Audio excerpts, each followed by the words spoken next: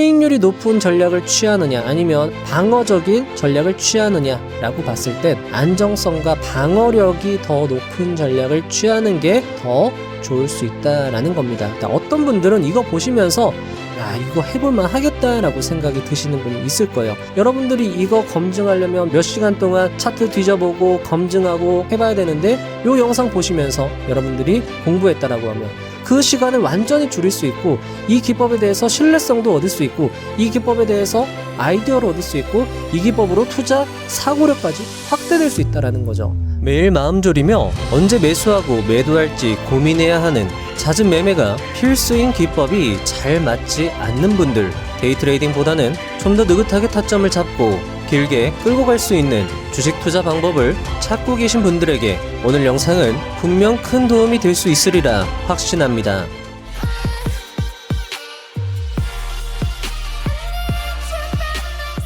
단 3줄로 압축 요약이 가능한 이 기법으로 3개월 동안 매매를 진행하였을 때 약 150%가량의 수익이 발생한다면 여러분은 어떻게 하시겠나요? 3개월 동안 150%의 수익률이 작다고 생각되시나요? 하지만 해당 기법은 정말 기계적으로 공식대로 매매하는 방법이므로 매수 매도 시 골머리 아픈 걱정, 고민을 크게 줄일 수 있고 초보자도 명확하게 따라올 수 있는 기법이므로 안정성과 긴 호흡으로 수익률은 낮더라도 좀 더 확신 있는 수익을 원하는 분들에게 차트 박사의 승률 80% 매매 기법에서 소개하는 조선 최강의 신쌍바닥 매매 기법은 여러분을 투자의 신세계로 안내하기에 충분할 것입니다. 그리고 오늘 내용으로 받을 수 있는 투자 사고력과 아이디어가 확장되는 기분 좋은 느낌은 가치를 따질 수 없는 큰 행복일 것입니다. 오늘 영상은 해당 기법에 대한 설명과 해당 기법이 지금도 먹히는지 검증하는 내용으로 구성되어 있습니다. 유료 강의 수준으로 알차게 준비하였으니 여러분의 투자 실력 및 수익 향상에 도움이 되었으면 합니다. 서론이 길었습니다. 오늘 영상을 보신 후 수천, 수억 원의 가치가 있는 이 책을 매수하여 보유하신 후 탐독하실 것을 강력히 추천드리며 영상 시작해 보도록 하겠습니다.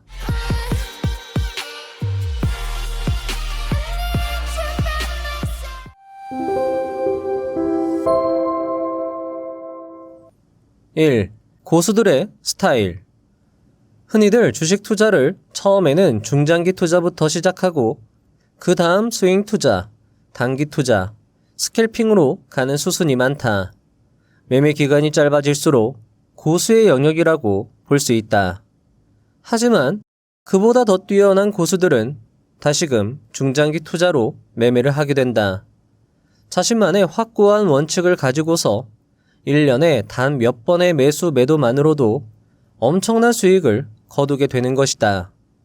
이처럼 무작정 잦은 매매를 한다고 해서 수익이 늘어나는 것은 아니다.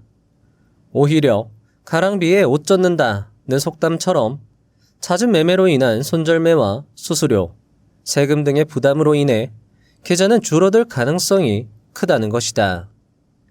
2. 흔하디 흔한 기법. 자신만의 매매 기법을 찾지 못하는 분들이 상당 부분을 차지하는데 자신만의 기법이라고 해서 꼭 아무도 모르는 신비한 매매 기법을 의미하는 것은 아니다. 누구나 다 아는 매매 기법을 가지고 꾸준히 수익을 내시는 분들이 많다. 여기서 바로 초보자와 고수가 차이 나는 것이다. 굳이 어려운 기법을 찾으려고만 하지 말고 시장에서 자주 접할 수 있는 매매 기법을 자신만의 것으로 가공해 보는 것이 중요하다. 예를 들어 5일선 돌파 매매라든지 20일 이평선 눌림목 매매라든지 시중에서 많이 접할 수 있는 기법을 가지고 어떤 모습일 때 주가가 더 상승할 확률이 높은지 계속적으로 분석해 보는 것이다. 매매를 할 때에도 이것저것 좋아 보이는 것들을 무작정 매매하지 말고 한 매매 기법을 가지고 꾸준히 계속적으로 매매하다 보면 그 매매 기법에 대해서는 누구한테도 뒤지지 않을 실력이 될 것이다. 저자의 말처럼 매매 기법을 뜯어보고 사례로서 연구하다 보면 새로운 사실, 좀 더 개선할 점 등을 확인할 수 있습니다. 그리고 뒤에서 함께할 기법 검증에서도 역시 여러분은 책에 나오지 않은 새로운 아이디어를 얻으실 수 있을 것입니다. 채널을 고정해주세요. 3. 쌍바닥 매매 기법. 자, 이제 기법에 대한 본격적인 설명이 시작이 되는데요.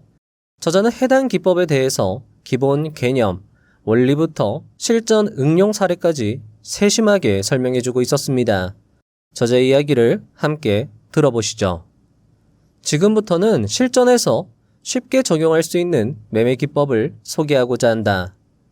어느 정도 주식 차트에 대해서 나름대로 공부해본 분이라면 쌍바닥이라는 용어를 잘 알고 있으리라 생각된다. 하락 추세에서 한 차례 저점을 형성하는 바닥을 확인한 후 이전 저점을 이탈하지 않으며 바닥을 형성하는 모습을 확인한 후에 매수로 접근하는 것이 쌍바닥 매매의 기본이다. 쌍바닥 매매에서는 어느 지점을 매수 타점으로 결정하는지 그리고 어느 지점을 상승 변곡점으로 파악하는지가 중요한 관건이 된다. 4. 기존 쌍바닥 매매 기법의 정의. 사실 쌍바닥 패턴은 너무나도 흔한 패턴입니다. 하지만 굉장히 중요한 패턴이기도 하죠. 차트 옹호자가 아닌 앙드레 코스톨라니 그리고 심지어 가치 투자로 큰 돈을 번 분들도 W자 패턴은 어느 정도 긍정하기도 합니다. 따라서 관건은 흔하디 흔한 W자 패턴 속에서 정말 수익을 내는데 가치가 있는 보석과도 같은 W자 패턴을 찾는 것인데요. 책에는 흙 속의 진주와 같은 수익을 내는 W자 패턴을 신쌍바닥 기법이라 명명하며 설명하고 있습니다. 먼저 저자는 W 패턴의 기본 개념과 원리부터 설명하고 있는데요. 여러분들이 이 기법으로 수익을 잘 내기 위해서는 항상 기법의 기본 개념과 원리가 중요할 수 있습니다. 저자의 이야기 들어보도록 하겠습니다. 쌍바닥 매매 기법의 큰 조건을 본다면 최근 저점을 형성한 지점보다 현재 주가의 바닥 지점이 최소한 같거나 높아야 한다는 점이다. 그로 인해 한 차례 바닥권에서 주가가 벗어나 이때까지 이어온 하락 추세에서 상승 추세의 전환이 이루어지는 것이라고 볼 수 있다. 그럼 매매 포인트는 차트상으로 20일 이동평균선을 돌파하는 지점이 바로 포인트가 되는 것이다. 물론 확실히 20일 이동평균선을 돌파하기 전에 상승하겠다는 근거가 있다고 판단이 선다면 바닥 구간대에서 미리 선침해하여 수익을 더 크게 발생시킬 수도 있다. 대개 차트 분석에서는 20일 이평선이 중요한 역할을 하는 것이 현실이며 현 시장에서 20일 이동평균선을 돌파하는 시점에서는 단기적인 추세의 전환이 이루어지는 지점이라는 것을 학습 효과로 인해 많은 분들이 알고 있다. 따라서 20일 이동평균선을 돌파하는 지점에서는 대부분 단기적인 매수세가 많이 붙는 것이 일반적인 현상이다. 자, 여러분들 어떠신가요? 사실 글로만 들으면 이해가 살짝 어려우실 수도 있는데요. 그래도 글로 한번 듣고 나서 실제 차트를 보신다면 이해에 큰 도움이 될 것입니다. 해당 내용은 뒤에서 차트를 보면서 다시 한 방에 정리를 해 드릴 테니까요. 일단 찬찬히 들어주시면 좋겠습니다. 5. 신쌍바닥 매매 기법의 정의. 신쌍바닥 매매 기법의 차별점은 바로 대시세를 뿜은 종목을 대상으로 한다는 것이다. 한 차례 큰 시세를 분출한 종목이라면 그 자체로 시대중심주 또는 강력한 재료를 품은 종목 또는 세력의 지속적 매수세가 유입된 시장에 관심이 높은 종목이라고 할 수 있다. 보통 이런 종목들의 특징은 중장기 이동평균선은 우상향을 유지하면서 한 차례 조정이 나온다는 것이다. 이때 조정 구간에서 쌍바닥 패턴으로 매수 포인트를 결정한다면 단기 수익뿐만 아니라 추세 상승까지도 노려볼 수 있다. 왜냐하면 이런 종목들은 조정 이후 다시 전고점을 돌파하며 좋은 중기 추세 상승을 보여줄 수 있기 때문이다. 따라서 해당 쌍바닥 기법으로 저점에서 적절히 잘 매수해두면 다른 종목에 연연할 필요 없이 가만히 앉아서 추세 상승 수익을 누릴 수 있다는 것이다. 따라서 하루 종일 모니터 앞에서 매매하기 어려운 분들 또는 잦은 매매에 지친 분들이라면 해당 기법을 강력히 추천한다. 6. 신쌍바닥 매매 기법의 매수 타점. 해당 기법은 이동평균선보다는 캔들 패턴을 중심으로 매수 여부를 결정한다. 즉, 해당 기법은 특정 이평선의 지지 여부를 확인한 후 매수하는 것이 아니라 캔들, 즉 가격의 움직임에 더 중점을 두어 매수 여부를 결정한다. 특정 이동평균선에 매몰되지 않는다는 것이 이 기법의 큰 장점이기도 하다. 먼저 중요하게 살필 것은 큰 대시세 이후 저점 2개를 확인하는 것이다. 저점을 확인하는 방법은 다음과 같다. 크게 상승하던 주가는 언젠가 상승을 멈추고 하락 전환하게 된다. 이때 하락은 연속 음봉이 출현하며 진행된다. 연속 음봉으로 하락하던 주가는 끝없이 하락하지 않는다. 언젠가 반등하게 된다. 이때 저점은 반등하는 캔들 2개에서 3개 정도 출현하게 되면 저점 하나가 비로소 완성된다. 여기서 많은 사람들이 저점과 고점을 예측할 수 있는 방법이 있다고 착각하는데 저점과 고점을 예측할 수 있는 방법은 존재하지 않는다. 모든 저점은 반등하는 캔들이 출현하고 나서야, 모든 고점은 하락 반전하는 캔들이 출현하고 나서야 비로소 결정된다. 즉, 모든 저점과 고점은 지나고 나서야 결정이 된다는 것이다. 이때 저점 하나를 확인했다고 추세 전환을 판단하는 데에는 무리가 있다. 하나의 저점을 확인한 후 반등하던 주가가 다시 하락 반전하고 하락 반전하는 주가는 다시 반등하게 되며 이때 2번째 저점을 확인하게 된다. 이때 2번째 저점의 위치는 다양할 수 있는데 보통 첫 번째 저점과 비슷한 라인에서 2번째 저점이 형성된다면 우리는 그것을 쌍바닥이라고 말한다. 만약 쌍바닥을 확인했다면 매수의 조건은 일단 갖춰진 셈이다. 그렇다면 구체적인 매수 타점은 어디가 될까? 바로 2번의 저점을 확인한 이후 캔들이 21선을 돌파할 때가 매수 타점이 된다. 즉, 21선을 돌파한 양봉의 종가에서 매수가 이루어지는 것이다. 만약 종목에 대한 어느 정도의 확신이 있다면 2번째 저점이 확정되는 반등 자리에서 미리 선침해하는 것도 방법이다. 이때 선침해의 장점은 2번째 저점을 손절 라인으로 삼는다면 손실을 짧게 관리할 수 있어 손익비가 높은 자리를 선점할 수 있다. 하지만 안정적으로 접근하려면 20일 이평선을 기준으로 돌파 시 매수 후 20일 이평선을 손절 라인으로 삼는 것이 보다 효율적인 매매 전략이라고 할 수 있다. 자, 여기서 저자의 기법을 잠깐 차트로 정리하고 넘어가는 게 여러분 이해에 도움이 될 것 같습니다. 자, 저자의 기법을 정리하면 다음과 같습니다. 자, 여기서 일단 보시면 빨간색 선이 20일 이동평균선입니다. 일단 첫 번째 전제 조건은 대시세 분출이 나와야 된다라는 거죠. 어떻게 대시세 분출 종목을 찾는지는 뒤에서 설명이 이루어질 겁니다. 대시세를 이룬 이후에 이 대시세는요, 언젠가는 하락 반전하게 되어 있습니다. 하락 반전이 시작됩니다. 연속 음봉으로 하락 반전이 이루어지다가 상승 반전이 이루어지고 나서야 비로소 저점 확정이 되는 겁니다. 자, 하락 반전하고 저점이 형성된 다음에 상승 반전하는 게 아니라 하락 반전하다가 상승 반전되면 이때야 비로소 저점 확정이 된다라고 이해하시는 게 이 기법의 원리를 명확하게 이해하는 좋은 방법이 될 수 있습니다. 자, 저점이 확정되고 상승 반전하던 주가는 언젠가는 하락 반전하게 되어 있습니다. 하락 반전이 이루어지고 나서 상승 반전이 이루어지면 그때야 비로소 저점이 확정이 되겠죠.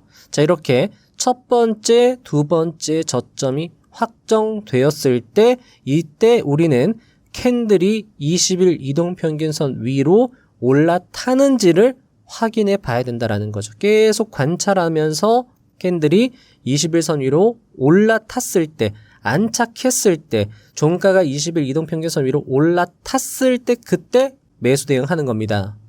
자, 만약에 조금 더 내가 이 종목에 대해서 상승 의견을 가질 수 있으면 초반에 상승 반전되면 저점 확정되잖아요. 그러면 그 상승 반전을 확인하고 나서 초입에 이 부분에서 매수 대응을 할 수 있다라는 겁니다.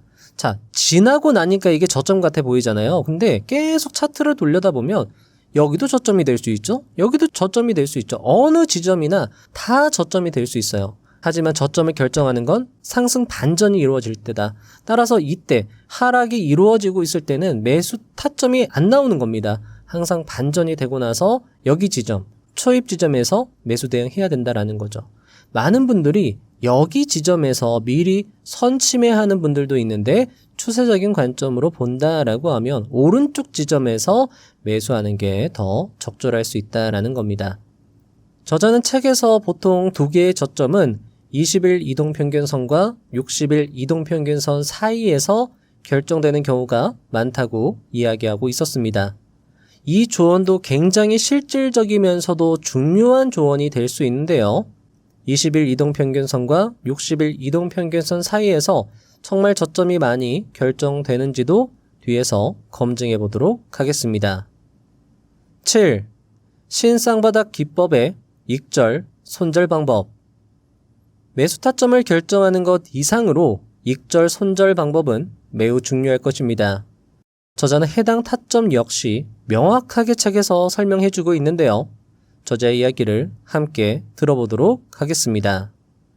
신쌍바닥 기법의 손절은 앞에서 잠깐 언급했던 것처럼 20일 이동평균선을 종가가 이탈했을 때 실행된다. 손절을 위해서 매시간 모니터 앞에 앉아있지 않고 장 마감 시간에 매도를 결정할 수 있는 것 역시 이 기법의 장점 중 하나다. 익절은 분할 익절을 기본으로 한다. 1차 익절은 가장 높은 전고점까지 가격이 상승했을 때 실행한다. 여기서 전고점 도달 시 전량 매도하지 않는 이유는 보통 대시세를 뿜고 나서 조정 후 다시 상승하는 종목들은 다시 전고점을 돌파하면서 중기 추세를 보여주는 경우가 많기 때문이다.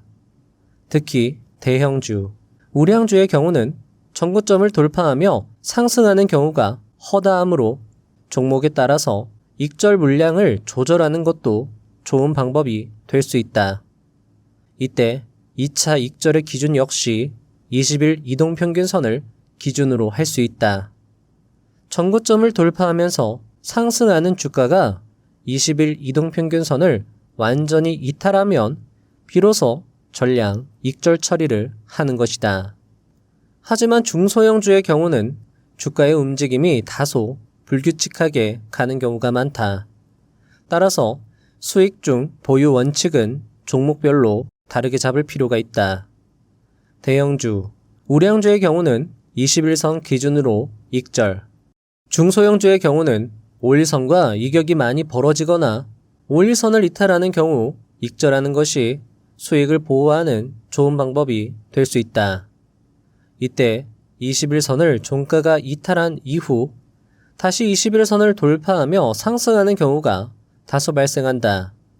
만약 21선 이탈로 손절 처리한 종목이 다시 21선을 돌파하며 상승하는 것을 경험하면 다음 매매에서는 21선 이탈에도 손절하지 않고 버티는 전략을 사용할 수 있는데 필자는 이런 전략을 사용하는 것을 그리 추천하지 않는다.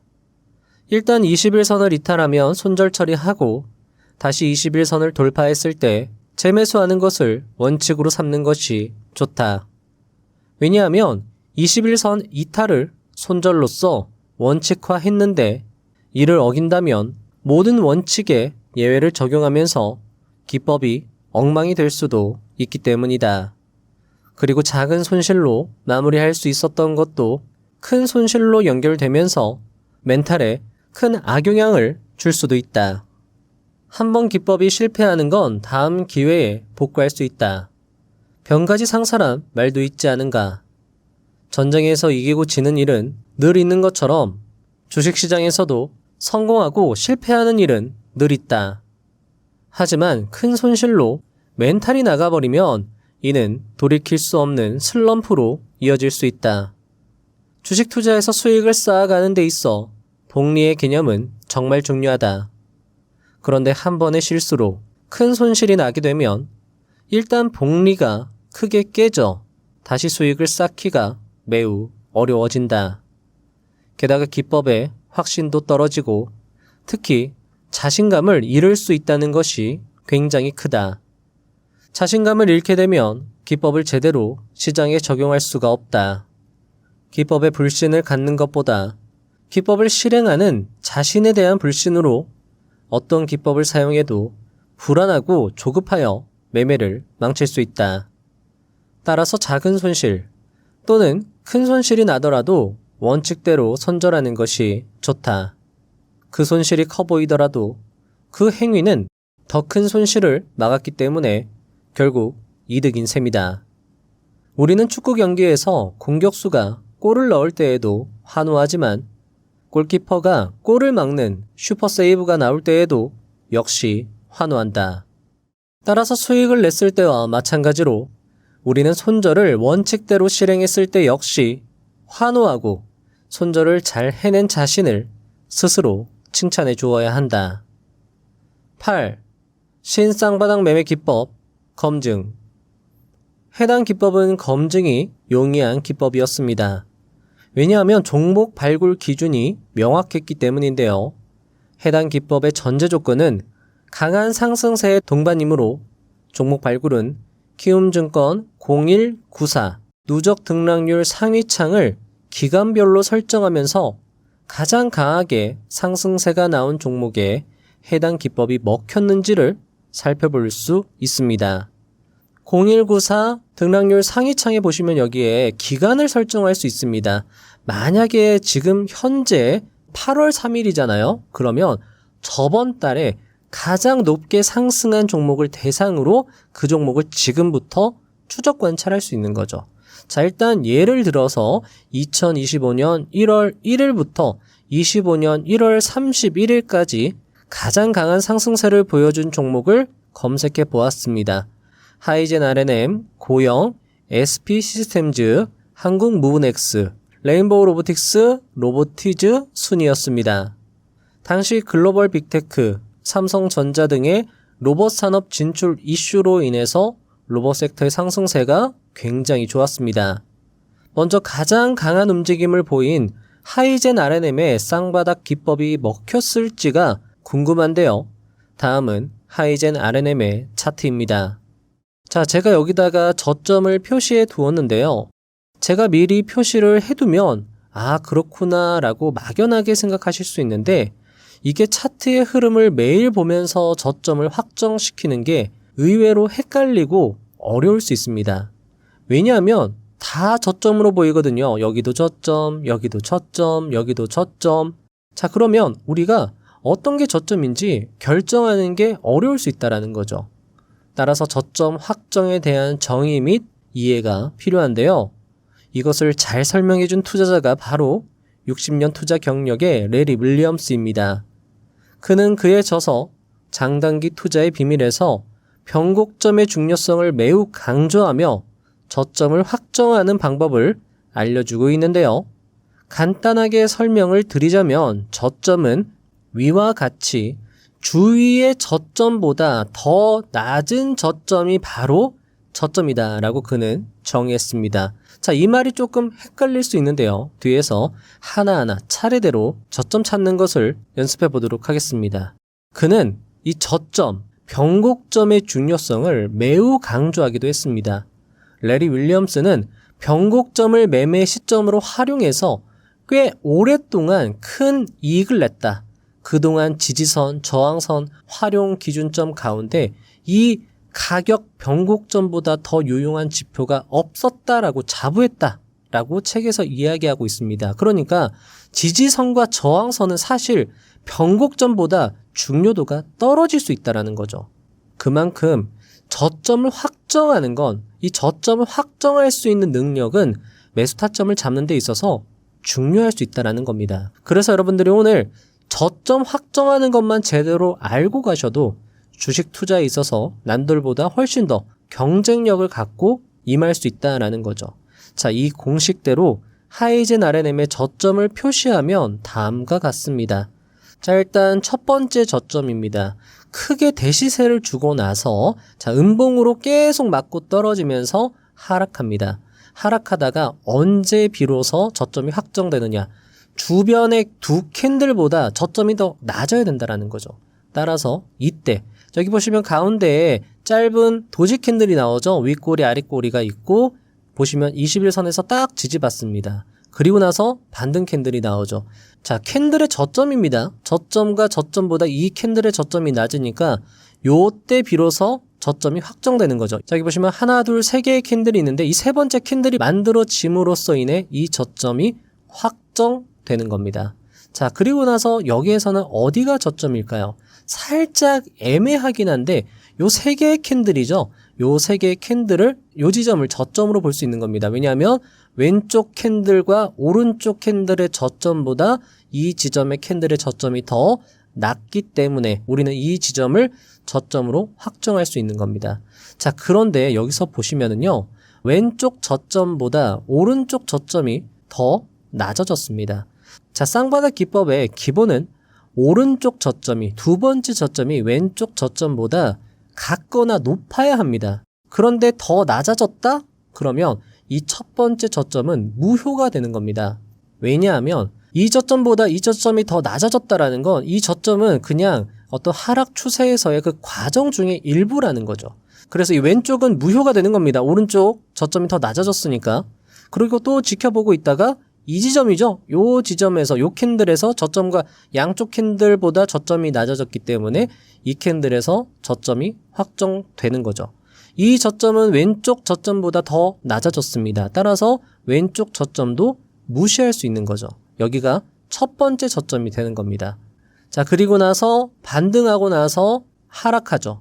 그리고 나서 저점이 확정돼야 되는데 여기 저점 확정됐습니다. 그리고 나서 상승하는가 싶더니 여기가 저점이 더 낮아졌네요. 그러면 여기 저점 무효. 다시 상승하는가 싶더니 또 여기 저점이 더 낮아졌습니다. 여기 저점 무효. 여기 저점보다 또 올라가다가 또 저점이 낮아졌습니다. 저점이 계속 갱신되면서 저점 확정이 안 되는 거죠. 저점이 확정되려면 왼쪽 저점보다 높거나 같아야 됩니다. 그런데 왼쪽 저점보다 더 아래로 계속 내려가면 내려갈수록 저점이 확정이 안 되는 거죠. 저점 후보 실패, 저점 후보 실패, 이런 식으로 흘러가는 겁니다. 따라서 하이젠 RNM 같은 경우에는 타점이 발생되지 않았다라는 거죠. 자, 두 번째 고형입니다. 여러분들 한번 저점이 어디인지 찾아보시면 좋을 것 같은데요. 자, 이게 은근히 퍼즐 맞추기처럼 재밌습니다. 보시면 여기가 첫 번째 저점이죠. 왼쪽 캔들과 오른쪽 캔들 저점보다 여기죠. 여기 요 아랫꼬리 긴 캔들이 저점입니다. 하지만 조금 지나고 보니까 여기 저점을 이 캔들이 이탈해버렸죠. 여기 저점이죠. 여기 저점을 이탈하는 순간 이 저점 깨져버리는 겁니다. 다시 여기가 저점으로 확정되죠. 왼쪽 오른쪽 캔들보다 더 낮기 때문에. 그런데 또 이 저점을 다시 하방으로 이탈하면서 여기가 저점으로 확정되고 다시 상승하는가 싶더니 하락 추세 반전. 다시 이 저점을 아래로 깨고 내려가면서 저점 하면서 저점 확정이 안 되는 겁니다. 고형 같은 경우에도 매수 타점이 없다라고 말씀드릴 수 있을 것 같습니다. 자, 물론 요 종목 같은 경우에 여기 저점, 그리고 상승, 그리고 여기 또 저점이죠. 저점 두 개 발생한 다음에 지금 여기 보시면 이동평균선 위로 올라탔습니다. 그러면 여기는 적절한 매수 타점이 될 수 있겠지만 여기는 일단 제외하고 고형은 타점이 없는 걸로 하고 넘어가 보도록 하겠습니다.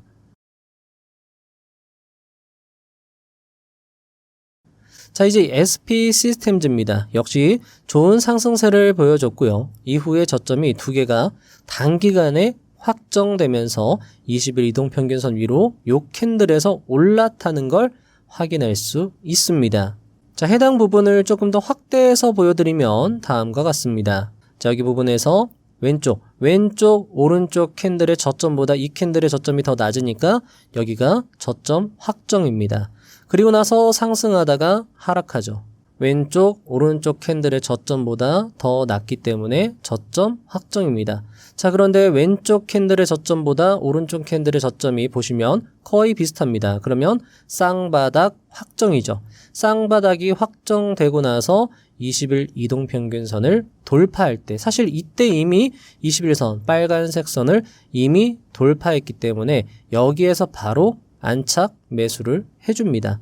자, 안착해서 매수를 했는데 언제 손절 처리할까요? 바로 캔들의 종가가 20일 이동평균선을 하방으로 이탈했을 때 매도합니다. 하방 이탈했다라고 해서 무조건 매도하는 게 아니라 이 하방 캔들의 저점을 이탈했을 때 손절할 수 있도록 설정을 해준다라고 하면 조금 더 효율적인 매매를 할 수 있습니다.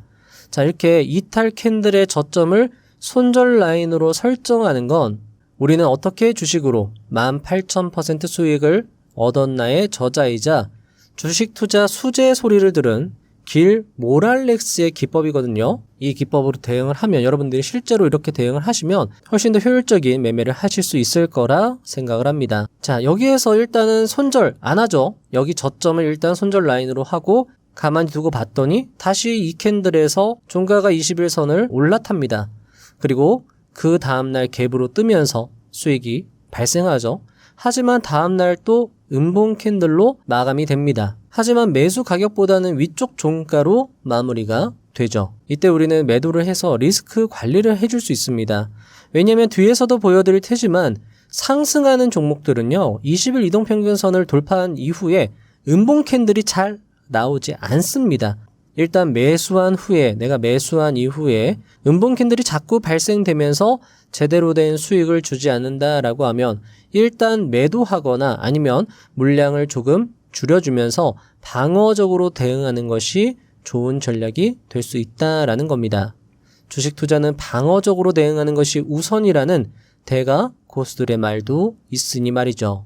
한국 무브넥스 같은 경우에도 대단히 큰 상승세 이후에 저점이 2개 확정이 되고 요때 바로 20일 이동평균선 위로 올라타지만 매수하자마자 손절 처리되는 걸 확인할 수 있습니다. 자, 레인보우 로보틱스 역시 엄청난 대시세 이후에 저점 계속 저점 처리되다가 이때 비로소 반등이 나오고 요 자리에서 다시 저점이 형성되면서 매수 타점을 주었지만 결국에 손절 처리로 마무리가 되었습니다. 하지만 레인보우 로보틱스는 신고가 상승 시 거래량이 마르는 음봉 캔들에서 매수 대응을 했다라고 하면 큰 수익을 낼 수 있었던 대표적인 종목이었습니다. 자, 여기까지 보신다면 뭐야 이거 계속 손절 나가고 리스크 관리도 해야 되고 어떻게 이 기법이 좋다라고 하는 거야 라고 물으실 수 있는데요. 다음 사례에서 여러분의 답답함이 완전히 해소될 수 있을 것입니다.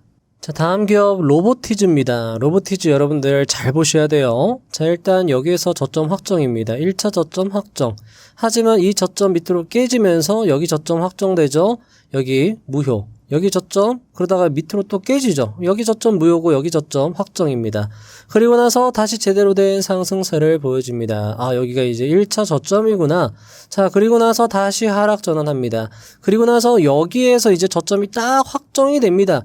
저점과 저점이 같아졌으니까 이제 21선 돌파 캔들을 찾아야 되겠죠. 여기에서 이제 돌파가 발생됩니다. 하지만 어떻게 되죠? 또 바로 그 다음날 21선을 아래로 깨고 내려갑니다. 그럼 손절해야 되겠죠. 자, 손절 나갔지만 다시 보시면 여기 또 저점 발생됩니다. 저점이 더 낮아졌습니다. 여기 저점보다 더 낮아졌죠. 그럼 여기 저점, 여기 저점, 여기 저점 지금까지 다 저점 다 무시입니다.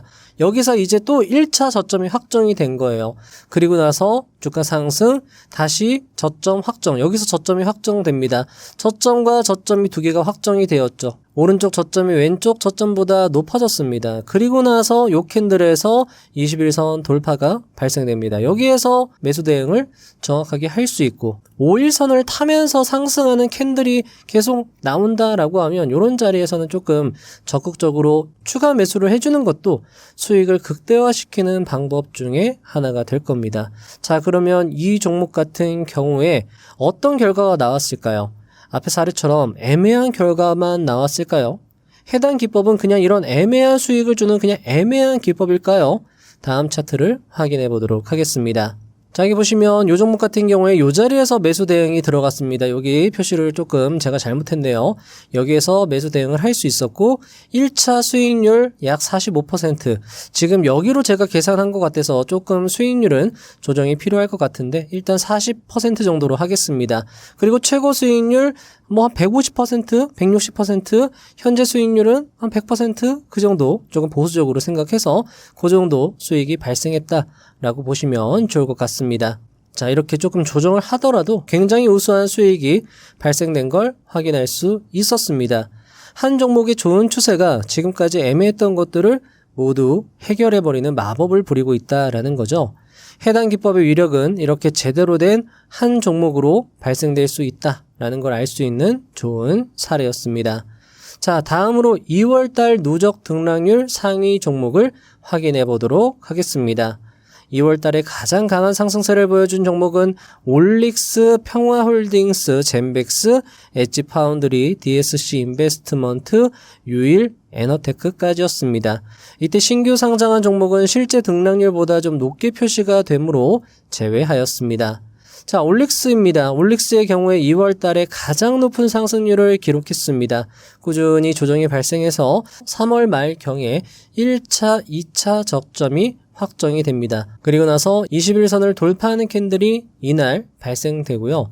요날 매수 대응을 했다라고 하면 요날 21선을 이탈하면서 전량 매도 처리가 됩니다. 5%가량의 수익이 발생되었습니다. 다음으로 평화홀딩스입니다. 평화홀딩스를 제가 처음에는 타점이 없다, 이 종목은 제끼는 게 좋지 않을까라고 생각을 했습니다. 왜냐하면 변동성이 너무 심하잖아요. 하지만 이 종목을 우리가 굳이 걸을 이유가 없다라는 것을 뒤에서 총 집계, 총 정리를 하면서 다시금 느낄 수 있었습니다. 이 종목 같은 경우에도 첫 번째 저점 확정이 되었습니다. 그리고 나서 여기에서 두 번째 저점이 확정이 되고 21선 돌파하는 캔들이 나오고 여기에서 매수 대응했다라고 하면 어쨌든 수익을 주었다라는 거죠. 이 종목에 대해서는 조금 이따가 뒤에서 총정리하면서 다시 한번 고찰을 해보도록 하겠습니다. 젠백스 같은 경우에도 계속 저점이 갱신되다가 이때 1차 저점이 확정되고 나서 그리고 나서 다시 상승하다가 요때 2차 저점 확정되고 나서 21선 돌파 캔들이 나옵니다. 그러다가 또 21선을 깨고 내려가는데 그리고 나서 여기에서 또 저점 확정되면서 또 21선을 올라탑니다. 이런 경우가 다수 발생합니다. 그냥 규칙대로 하는 게 좋습니다. 여기에서 괜히 버틴다라고 생각하지 마시고 그냥 규칙대로 21선 이탈하면 매도하고 다시 올라타면 재진입하고, 그러니까 내가 손절 털렸다라고 해서 안 보는 게 아니죠. 계속 보면서 타점을 노릴 수 있고, 요 종목 같은 경우에는 요 자리에서 지금 보면 5일선을 타면서 계속 양봉이 발생되는 걸 확인할 수 있습니다. 앞에 로보티즈도 마찬가지였죠. 요런 자리에서 조금 더 강력하게 추격 매수를 해준다라고 하면 조금 더 수익을 극대화할 수 있다라고 말씀드릴 수 있을 것 같습니다. 자, 그래서 젠백스 같은 경우에는 요때 매수 대응할 수 있었고 1차 익절 수익은 전고점 라인에서 22% 수익, 최고 수익은 105%까지 기록하게 되고요. 요날 21선을 완전하게 이탈하면서 전량 익절 수익 57.8%를 기록합니다. 자, 여러분들 어떠신가요? 해당 기법의 매력을 느끼실 수 있으신가요? 자, 엣지파운드리 같은 경우에도 보시면 요날 저점 형성 계속 저점이 갱신됩니다. 일단 1차 저점도 지금 확정이 되고 있지 않고 있습니다. 요 종목 같은 경우에는 타점이 발생되지가 않았고요. 유일에너테크 같은 경우에도 마찬가지입니다. 크게 상승하고 나서 저점 확정, 다시 또 저점이 깨져버립니다. 여기서는 21선을 돌파 못하죠. 깨져버리고 저점 확정. 여기가 1차 저점이에요. 1차 저점이었고 상승이 나오지만 다시 저점이 확정되는가 싶더니만 그냥 계속 21선 돌파 못하고 미끄러지듯이 하락했기 때문에 유일에너테크 타점이 없음이 맞습니다. 자, 이제 3월달입니다. 과연 3월달에도 해당 기법이 먹혔을까요?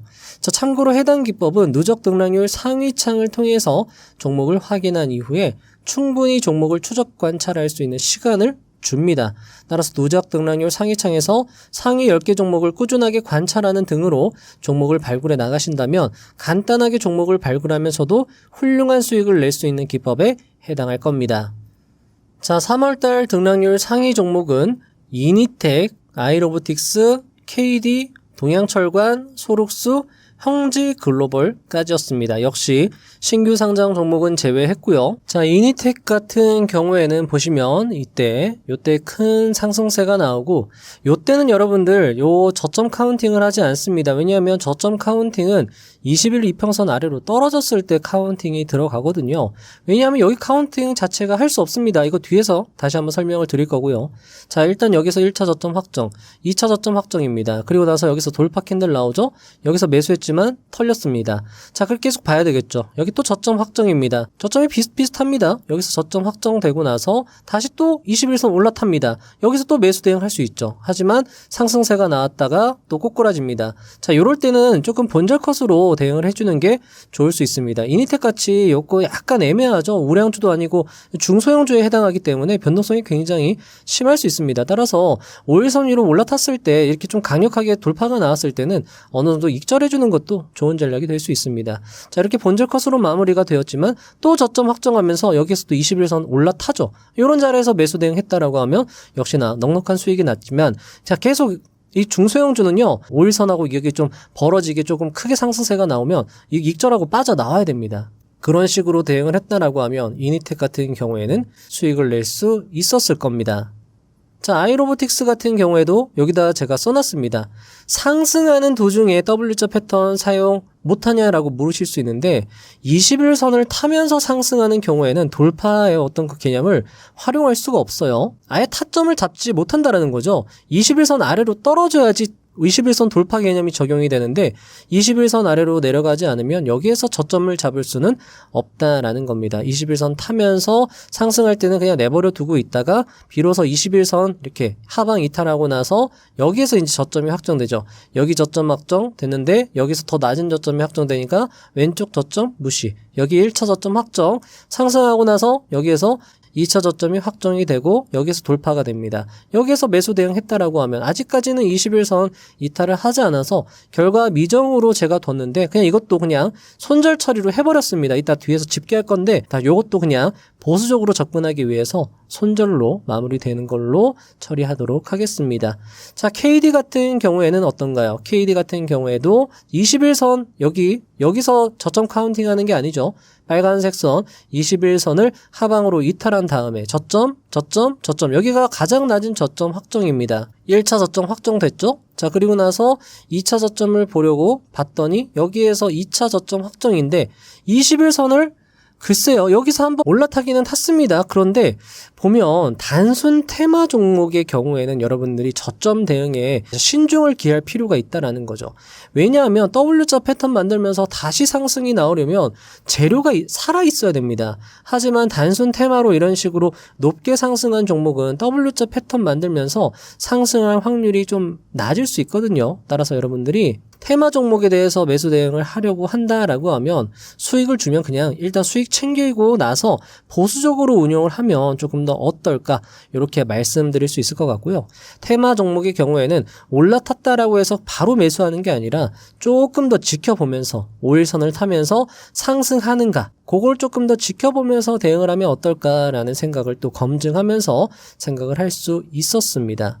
자, 소록수 같은 경우는 어떨까요? 소록수 3월 달에 큰 상승세가 나왔고 여기에서 1차 저점 확정, 여기에서 2차 저점이 확정이 됩니다. 그리고 나서 여기에서 21선을 올라타고요. 자, 소록스 같은 경우에도 어떻게 보면 단순 테마로 생각할 수 있겠죠. 그러면 조금 더 지켜보면서 5일선을 타면서 상승세가 나오는지 확인하면서 이런 자리에서 분할 익절을 할 수 있습니다. 그렇게 되면 조금 더 안정성을 챙길 수 있고요. 일단 21선 올라탔을 때 매수 대응했다라고 하면 1차 익절 수익 47%, 최고 수익 78%를 기록하고요. 2차 전량 익절 수익은 19%로 기록하게 됩니다. 자, 헝지 글로벌 같은 경우에는 큰 상승세가 나온 이후에 21선 하방 이탈하고 나서 1차 저점, 2차 저점이 바로 형성이 되고 나서 바로 21선은 요때 바로 돌파합니다. 돌파할 때 만약에 매수 대응 바로 했다라고 하면 이 종목 같은 경우에는 수익을 낼 수 있었는데 앞에서도 말씀을 드린 것처럼 형지 글로벌 같은 경우에는 약간 테마 성격의 종목입니다. 하지만 저점에서 반등력이 강할 경우에는 이런 지점에서도 매수 대응해서 수익 주면 빠져나오는 전략을 사용한다라고 하면 이런 종목에서도 어느 정도 수익을 낼 수 있다. 이건 여러분들이 한번 계속 이 기법을 사용해 보시면서 검증해 보시면 좋을 것 같아요. 자, 형지글로벌 같은 경우에도 W자 패턴의 이 저점 오른쪽 상승력이 굉장히 우수했고요. 평화홀딩스 같은 경우에도 저점 반등력이 굉장히 우수했습니다. 따라서 이렇게 상승세가 강력하다라고 하면 21선 돌파하고 나서 그냥 바로 매수 대응하는 것도 좋은 방법이 될 수 있다라고 말씀드릴 수 있을 것 같습니다. 자, 동양철강 같은 경우에도 21선을 이탈하지 않고 계속 상승세가 나오다가 여기에서 1차 저점 확정, 그리고 여기서 또 2차 저점이 확정됩니다. 다시 21선 올라탔을 때 매수 대응했다라고 하면 본절 컷이나 손절 컷으로 마무리가 됐을 겁니다. 근데 이 종목 같은 경우에도 또 저점 찍고 나서 21선 돌파 캔들이 나오거든요. 역시나 마찬가지 본절 컷이나 손절이 나갈 수 있고 말씀을 드렸던 것처럼 5일선에서 조금 버틸 때 매수 대응하면 안정성을 높일 수 있다. 또는 21선을 돌파하는 캔들에서 매수하는 게 아니라 그 다음날 캔들까지 보고 나서 매수 대응하는 것도 굉장히 좋습니다. 왜냐하면 보면은 지금 하락 추세로 전환하는 종목들이 21선을 양봉으로 돌파한 다음에 그 다음날 바로 음봉 맞고 떨어지면서 쭉 미끄러지는 경우가 많았거든요. 따라서 21선을 돌파하는 양봉 캔들에서 매수 대응을 하는 게 아니라 그 다음날 캔들이 양봉일 때 매수 대응을 하면 조금 더 안정성을 챙길 수 있다라는 거죠. 이것도 역시나 뒤에서 한번 설명을 드리도록 하겠습니다. 자, 그리고 동양철관도 그냥 이거 제가 본절컷이라고 해놨는데 이거 손절 2번 나간 걸로 카운팅해서 제가 정리하도록 하겠습니다. 자, 그래서 쌍바닥 기법의 수익률 한번 총정리를 해보았습니다. 여기다가 쭉 정리를 해봤고요. 3개월 동안의 매매 결과입니다. 자, 보면 돌파 양봉, 앞에서도 말씀드렸던 것처럼 21선을 돌파한 그 양봉에서 그냥 전량 매수하는 전략을 사용하는 겁니다. 자, 그러면 타점 없는 경우가 8번이었고요. 손절 10번에 수익 6번이었습니다. 요거는 조금 앞에서 제가 설명을 드리면서 요 종목은 수익이 날 수도 있었습니다 라고 말씀드렸지만 그런 종목도 그냥 타점 없음으로 계산하고 좀 보수적으로 계산했습니다. 본절 컷으로 마무리가 될 수 있었고 리스크 관리가 될 수 있었던 종목도 그냥 다 손절 처리했어요. 그냥 수익이 날 수 있는 경우에 한해서 카운팅을 했고요. 그러면 수익이 6회입니다. 자, 이렇게 됐을 때 수익률의 총합은 168%.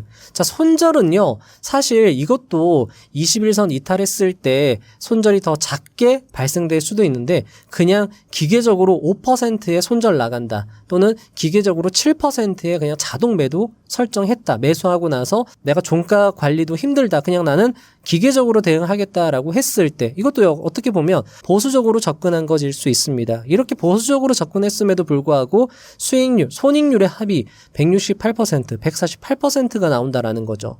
요거는요, 앞에서 말씀드렸던 것처럼 돌파 양봉 다음에 바로 그 다음날 음봉 맞고 떨어져서 하락 전환하는 경우가 굉장히 많았습니다. 그래서 돌파 양봉 다음날 그 양봉에서, 양봉이 나왔을 때만 그 종가에서 매수 대응한다 라고 해서 카운팅을 해봤습니다. 자, 그러면 타점이 없는 경우가 굉장히 많아졌고 여기 손절이 원래는 10회였는데 손절이 1회로 줄어버립니다. 하지만 이런 경우에 수익을 내는 경우도 놓치는 경우가 꽤 있었어요. 그래서 2번 정도는 수익이 날아갑니다. 자, 그럼 총 수익 합계가 158%, 156%로 기록이 됩니다. 자, 이렇게 보면은 돌파 양봉에 바로 매수하는 것보다 돌파한 다음날 양봉 캔들이 나왔을 때 그 자리에서 매수하는 게 안정성을 더 키울 수 있다라는 거죠. 자, 수익률이 높은 전략을 취하느냐 아니면 방어적인 전략을 취하느냐라고 봤을 땐 안정성과 방어력이 더 높은 전략을 취하는 게 더 좋을 수 있다라는 겁니다.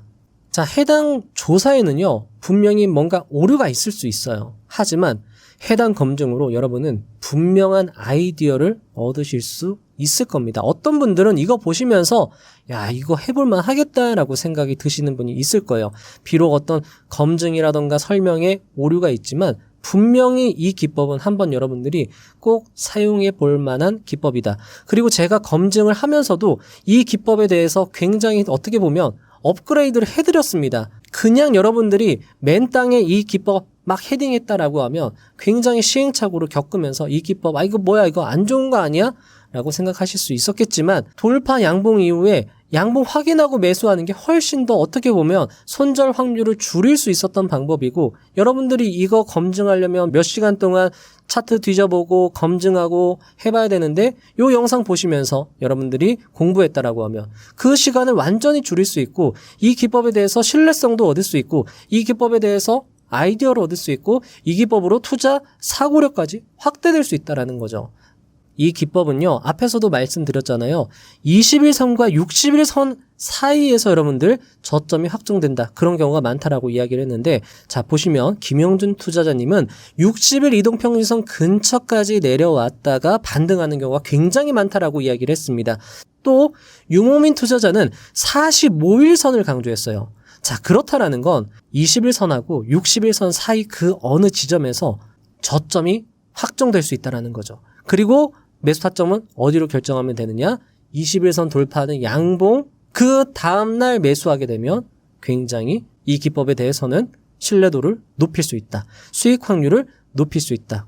요걸 여러분들이 오늘 하나 얻어가시고 요 기법 계속 사용해 보신다라고 하면 중장기 수익 투자 기법으로는 굉장히 우수한 기법이 될 수 있고, 앞에서도 말씀을 드렸던 것처럼 테마 종목에서는 이 기법이 잘 안 먹힐 수 있어요. 왜냐하면 W자 패턴 만들고 상승세가 나오려면 테마 종목 같은 경우에는 재료가 금방 식기 때문에 상승세가 약할 수 있습니다. 하지만 시대 중심주 성격의 종목이라던가 테마 종목이다 하더라도 오른쪽 반등 지점에서 반등력이 강한 종목이다라고 하면 그런 사례에서는 또 다르게 대응하는 여러분들 전략을 세우신다라고 하면 이 기법은 굉장히 우수한 기법이 될 수 있다라는 거죠. 그래서 여러분들이 조금 오류가 있을 수 있고 설명에 착오가 있을 수 있겠지만은 여러분들이 조금 어여삐 봐주시고, 요 기법으로 여러분들이 이 기법을 그대로 사용하는 게 아니라 한 단계 또 업그레이드를 하셔가지고 여러분들만의 기법으로 승화시킨다라고 하면 분명히 여러분들 투자 실력과 수익 향상에 도움이 될 거라고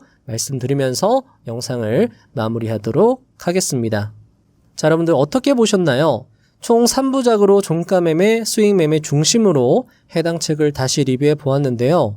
저는 100%에 도전하는 우량주 매매 기법도 좋았지만 오늘 소개해드린 신쌍바닥 매매 기법도 충분히 매력도가 높은 기법이라 생각이 되었습니다. 특히 해당 기법은 충분히 연습하고 연구하시면서 좀 더 나은 수익이 발생될 수 있도록 보완 발전해 나갈 수 있는 기법이기에 많은 분들이 해당 기법을 활용해 보시면서 수익 내는 연습을 해보시면 좋을 것 같습니다. 그리고 책에는 해당 기법에 대한 다양한 사례가 설명이 되어 있으니 책을 참고하시면 더욱 좋을 거라 생각이 됩니다. 전설적 농구선수 마이클 조던은 불가능을 가능으로 바꾸는 힘에 대하여 이렇게 말합니다. 열정은 정말 놀라운 것입니다. 무언가를 사랑한다면, 무언가에 대한 강한 열정이 있다면 그것을 이해하거나 얻기 위해 극단적으로 노력할 것입니다. 얻기 위해 걸어야 한다면 걸어가서 얻겠죠. 누군가에게 구걸해야 한다면 가서 구걸하겠죠. 아마 여러분들은 이렇게 생각하실지도 모르겠습니다. 나에게 그런 열정이 있나? 나에게 불가능을 가능으로 바꿀 만한 열정이 있나? 나는 주식 투자를 사랑하는가? 그 질문에 저는 이렇게 대답드리고 싶습니다. 여러분들에겐 열정이 있습니다. 불가능을 가능으로 바꿀 만한 열정이죠. 여러분이 주식 투자를 사랑하냐고요? 그럼요. 여러분들은 주식 투자를 사랑하고 있습니다. 그렇지 않으면 이 1시간가량 영상을 지금까지 보고 있지 않을 테니까요. 우리는 투자를 잘하고 싶기에 이 시간을 함께 했습니다. 투자를 잘하고 싶다는 건 돈을 많이 벌고 싶은 것이기도 하지만 어떤 한 분야에서 한 발 한 발 앞으로 나아가며 성취감을 느끼고 싶은 마음 또한 클 것입니다. 어쩌면 그 성취감은 돈으로 따질 수 없는 값진 것일 수 있겠습니다. 어느 날 아이가 이렇게 말했습니다. 아빠, 100점을 맞았어요. 너무 기뻐요. 아빠는 이렇게 대답해 주었습니다. 얘야, 축하한다. 그건 너의 노력의 결실일 거야. 그런데 사실 아빠는 너가 100점을 맞지 않아도 좋단다. 왜냐하면 넌 열심히 했으니 말이다. 정말 100점을 안 맞아도 괜찮은 거예요? 아이가 물었습니다. 그럼 열심히 최선을 다해서 끝까지 하면 결국 넌 최고가 될 수 있을 거야. 여러분들, 세상에서 가장 소중한 것은 무엇일까요? 자녀, 부모님, 가족, 애인 등이 있을 것입니다. 하지만 그 무엇보다도 중요한 것은 자신 아닐까요? 이 세상에서 가장 소중하고 사랑스러운 여러분들 스스로에게 비슷한 말을 해주셨으면 합니다.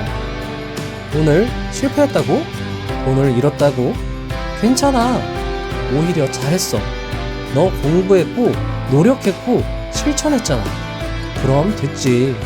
결과에 너무 일일비하지 않아도 돼. 넌 잘하고 있어. 그러니까 주눅 들지 말고 끝까지 한번 최선을 다해보자.